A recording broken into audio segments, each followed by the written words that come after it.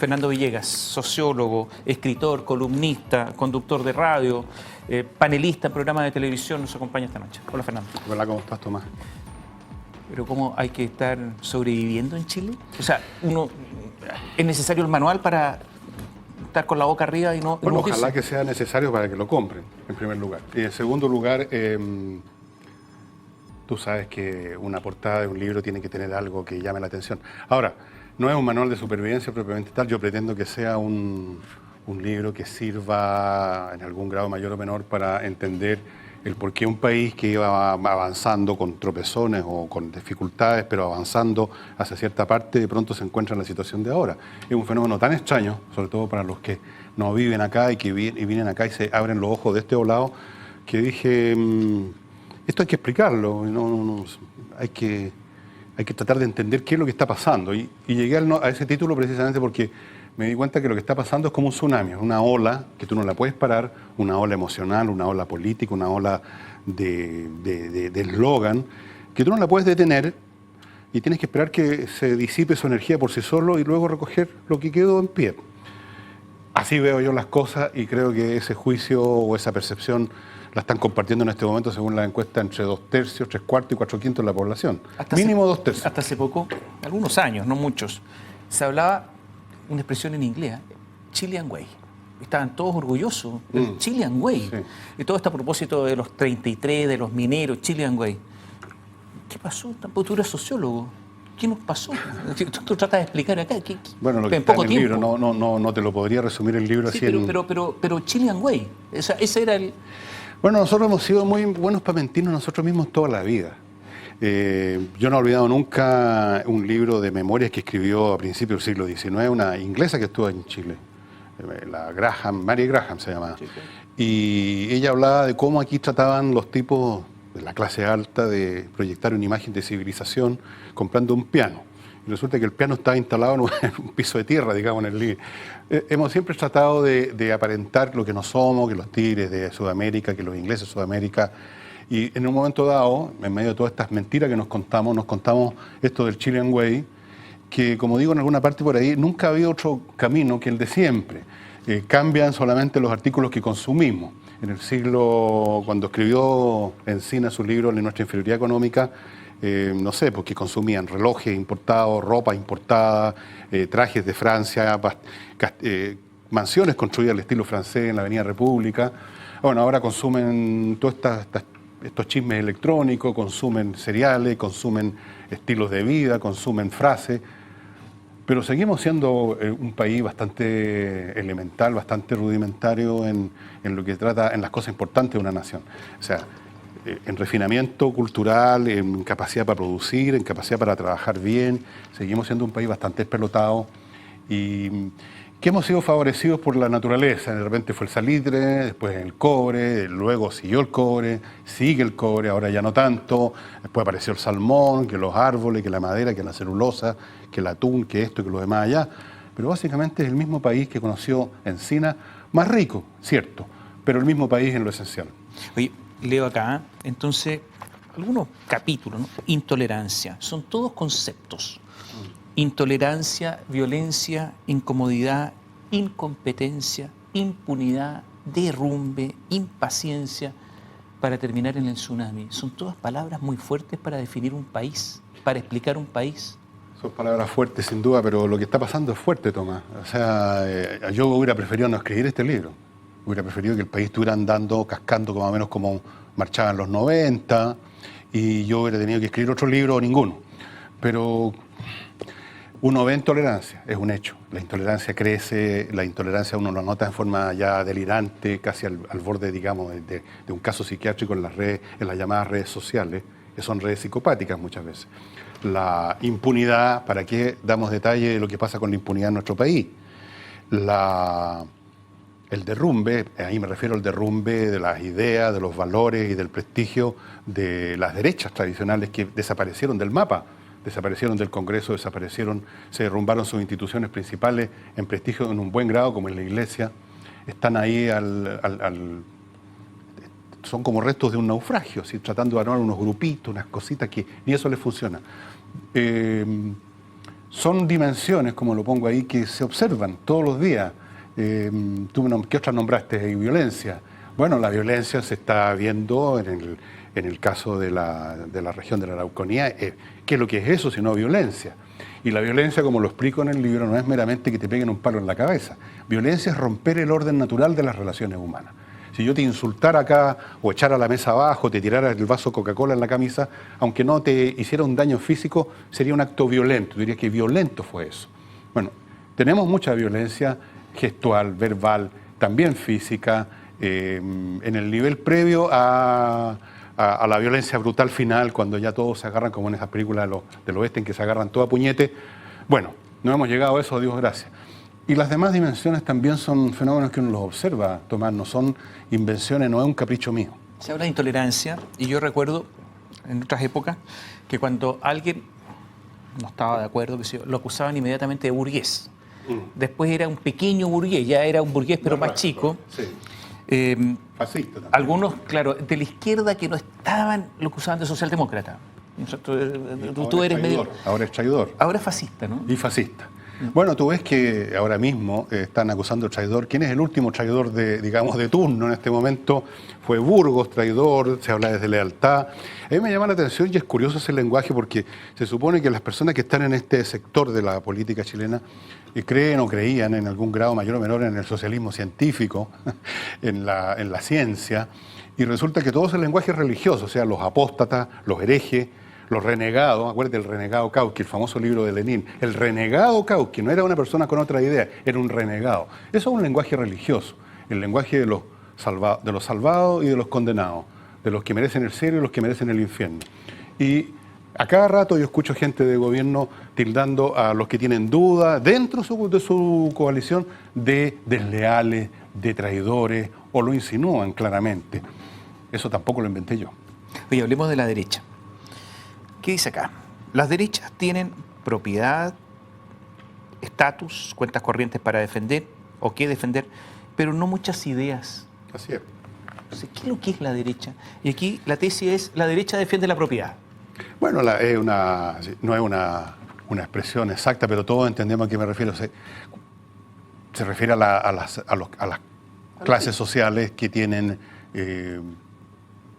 propiedad de los medios de producción, que tienen recursos monetarios, que tienen influencia en el aparato productivo, en el aparato cultural. Bueno, eso lo han perdido en gran parte. Esas son las derechas y que normalmente son defendidas por los llamados partidos de derecha. Podríamos ser quizás más exactos, pero yo creo que todo el mundo entiende a qué se refiere uno cuando habla de derecha. Y esa derecha está en ruinas en Chile, notoriamente. En ruinas. En ruinas. Se derrumbó políticamente, o sea, no tiene presencia ahí, ni en la moneda ni en ninguna parte. Mira tú, los programas políticos tienen que ver con lo que hace la nueva mayoría, lo que hace el gobierno, no lo que hace la derecha, porque no hacen nada, no tienen nada que hacer, no tienen capacidad para armar ningún cuento, no han logrado articular nada claro, perfilado, sino que es una sumatoria de pequeños grupetes que tratan de armar algo y que ya en el primer día se entran en discusión, perdieron su prestigio, los negocios son vistos como sospechosos, cualquier actividad comercial ahora parece sospechosa y ahí se la mira con sospecha, que hay algo de lucro y que qué pasa, que por qué ganó tanta plata, que cómo es la cuestión. Entonces, claramente esa derecha que alguna vez era la dueña del país, que tenía por presencia peso político, cultural, económico, que todavía lo tiene, es lo que les queda, esa derecha es terminal,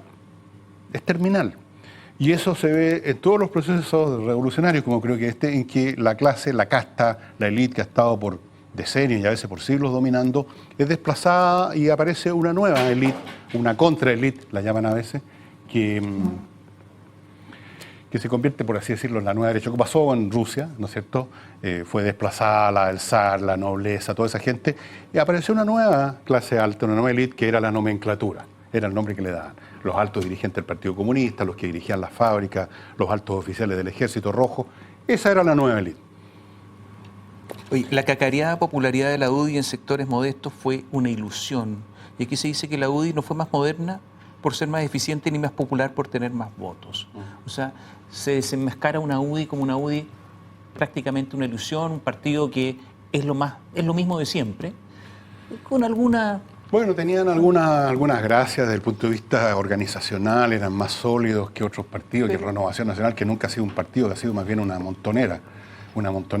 Pero la idea de la UDI popular siempre fue un volador de luces, no porque lo hayan hecho mal o por un tema de... Es porque las derechas, las ideas de derecha, como explico ahí, todo el discurso, la meritocracia, no es el discurso que hace sintonía con la mayor parte de la gente. La gente quiere escuchar otras cosas, quiere escuchar que se les reparta, quiere escuchar que va a caer maná del cielo, quiere escuchar que de la noche a la mañana sus pensiones de malas se van a convertir en buenas, quiere escuchar además que va a haber algún tipo de sanción, algún tipo de justicia se le llama, contra los malos de la película que han estado jodiéndolos toda la vida. Ese es el discurso que escucha la mayor parte de la gente. No van a escuchar el discurso de la meritocracia, el discurso de los emprendedores o el discurso de esto, lo demás allá, cuando muchas veces ni siquiera tienen las chances de ser ni emprendedores ni nada, porque están en una situación que se los impide o están formados de una manera tal que se los impide su propia personalidad, su propia situación vital, existencial. Entonces, yo creo que la UDI tenía gente en las poblaciones, pero era una minoría muy pequeña, que podríamos incluso definirle qué clase de personas eran normalmente, eran los que les iba mejor en esos sectores y que tenían ciertas ambiciones de ascenso social.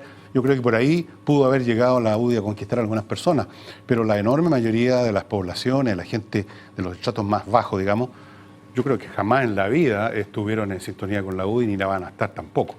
Futuro de los empresarios chilenos. Dos preguntas en una. Bueno, la primera no sé cuál es la pregunta realmente, tú me dices Piñera, pero ¿qué quieres que te...? El personaje Piñera, ¿por qué Piñera, que no salió bien, que no logró pasar el gobierno a una persona de su sector, sin embargo ahora está expectante? Puede ser, la gente no le cree mucho, la gente no lo encuentra simpático y sin embargo podría ser el próximo, en una de esas, presidente de la República. Vaya a saber uno. Supongo que cuando la gente siente que las cosas están muy mal, empieza a desechar los temas de simpatía y lo cuán amorosa sea la gente o no, y empieza a ver quién podría reconstruir las cosas, y supongo que Piñera tiene algún prestigio, que yo creo merecido, de que sabe gestionar. No sabe hacer política, pero sabe gestionar. Todo el mundo, yo creo, he escuchado a muchas personas que preguntan, ¿qué hubiera pasado si en vez de Piñera hubiera sido la nueva mayoría la que hubiera estado a cargo de reconstruir el país después del terremoto? Todavía estaríamos con comisiones y con delegados presidenciales y no se habría reconstruido nada. Eso piensa mucha gente. Entonces, cuando hay situaciones más o menos difíciles o críticas, empieza simplemente la gente, por una cuestión de instinto de supervivencia, a elegir ahí por primera vez a alguien que le da confianza, que sabe hacer las cosas. Después veremos si es simpático, si es buena onda, eso. Y en cuanto a los empresarios, yo creo que hay muy pocos empresarios en Chile, creo que la palabra está muy mal puesta, ahora se las andan todos hablando de que son emprendedores, pero yo no veo en qué es lo que emprenden. Creo que el empresario promedio chileno, y digo más que promedio, el empresario más abundante y por mucho, es un rentista. Me gusta poner siempre el ejemplo del señor Quintala, no sé cómo lo hacen, pero obtienen la concesión de una bomba de bencina. No ha inventado la bencina, no produce la bencina, no inventó los autos, no ha hecho nada. Lo único que hace es sacar un porcentaje, que no sé cuánto será, del litro de bencina y le paga lo menos posible además a los que trabajan con él. Ese es todo su emprendimiento. Y luego pasa sentado en su oficina. Entonces, el empresario chileno no toma riesgo. No hace mucho un emprendedor israelita estuvo en Chile con la idea de generar proyectos y cosas, y a los 6 meses se fue totalmente decepcionado. Dijo, aquí los tipos quieren tener renta pasado mañana de alguna nueva idea, de algún producto que le está presentando a alguien, un cabro de alguna universidad. No hay ningún interés en arriesgar. Son rentistas, como la vieja que tiene 5 departamentos y todos los meses pasa a cobrar el arriendo. Ese es todo su emprendimiento. Acá tenemos muy pocos emprendedores. ¿Piñera es un empresario? Por lo menos es un empresario del mundo de las finanzas. Yo no sé qué es lo que habrá inventado, desarrollado en términos de productos y de servicios nuevos. ¿Luxic es un empresario? No lo conozco. ¿Mate es un empresario? Mate, yo supongo que él sí. Creo que es un empresario. ¿Sayé es un empresario? Yo creo que sí. Pero estás nombrando 2, 3, 4, 5 nombres, ¿y el resto qué? ¿Dónde está la masa crítica, Tomás? Sin masa crítica, mira lo que pasa con el deporte. Tenemos un Tomás González. ¿Cuántos más? Tenemos a una niña que corre y que salió sexta en no sé qué cosa. ¿Cuántas más? Si no tienes una masa crítica de deportistas, no vas a tener deportistas de élite. Si no tienes una masa crítica de empresarios, sino que me nombras 2, 3, 4, 5, tienes un empresariado que no emprende nada. No emprende nada. Son simplemente rentistas. Y a veces, además, son abusadores. Tú das una explicación acá de Piñera como una persona un poco utilitarista, ¿no? La sensación es que Piñera te oye por el mínimo absoluto de tiempo necesario para sacar provecho de ti, para asimilar la información que puedas dar. La acabada dicha mercancía informativa ya pierde interés y comienza a mirar a su alrededor como si tú ya no existieras. Así es. Un utilitarista en las relaciones. O sea, él está, a mí me da la sensación, yo no soy psiquiatra, no conozco tanto a Piñera, pero me da la impresión que es del tipo de personas que están obsesionados con optimizarlo todo.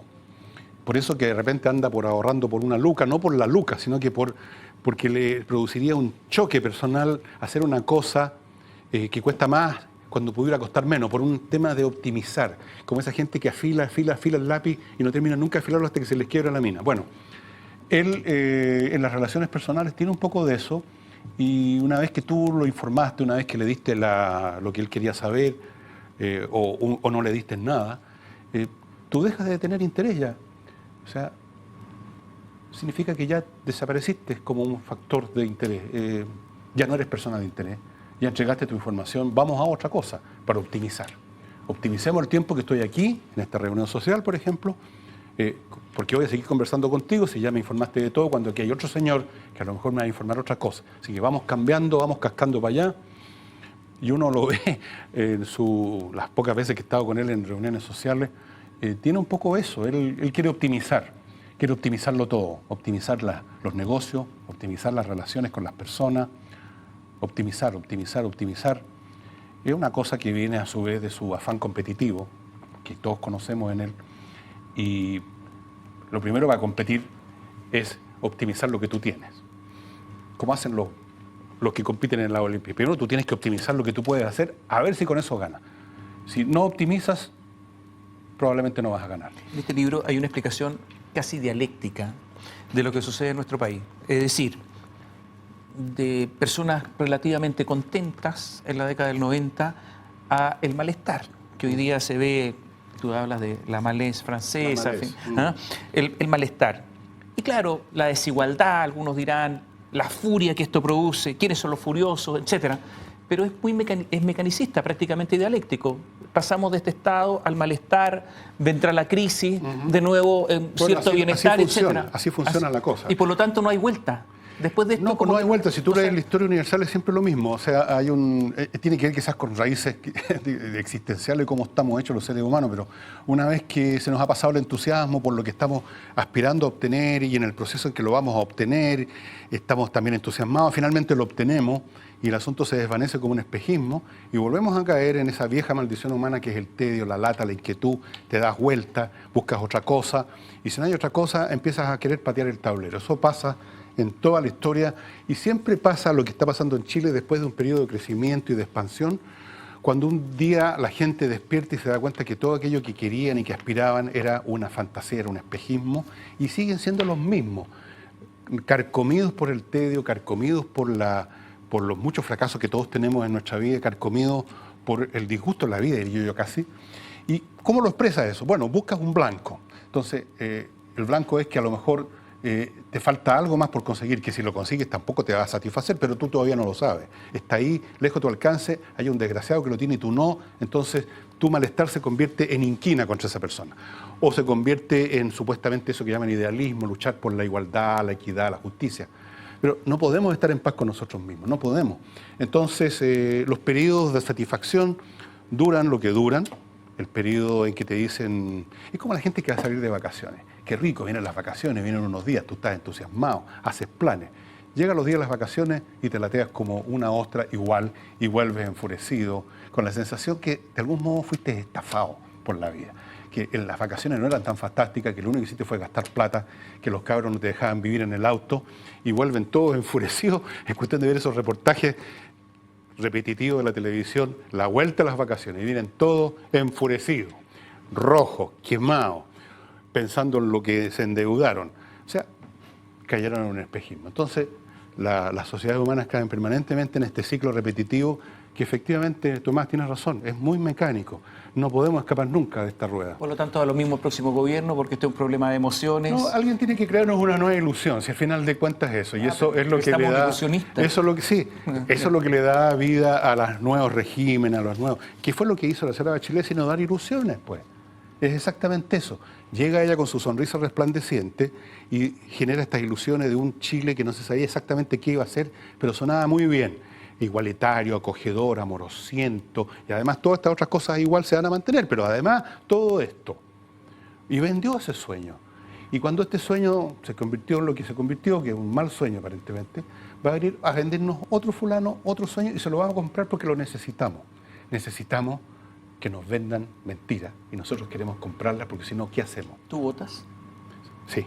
O sea, te ilusiona.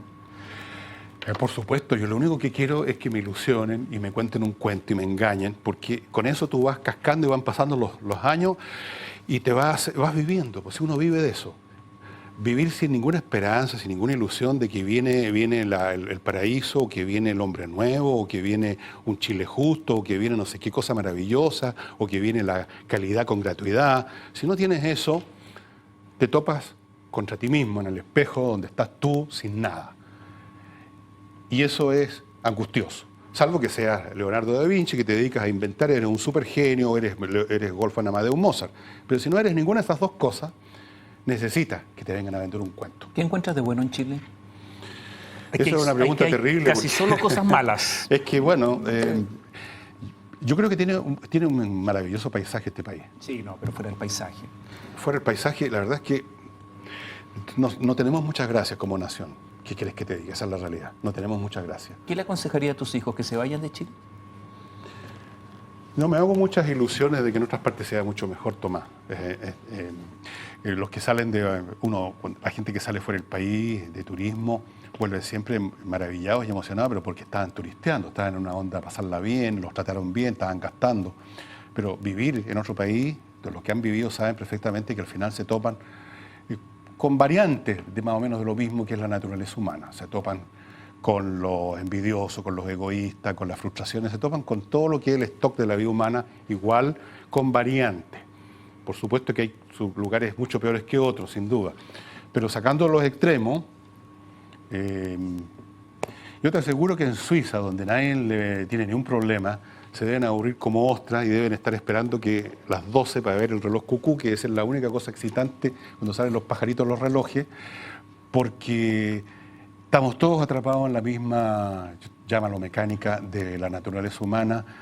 Y bueno, si no, no se entendería cómo en un momento dado llegan personas, como llegó la señora Bachelet con su cohorte y su corte de revolucionario, y nos vendieron esta pomada en circunstancias que no la necesitábamos en absoluto. Pero era algo nuevo. ¿Quién discute, Tomás, contra las novedades? ¿Quién discute contra ya llegó la novedad, lo nuevo?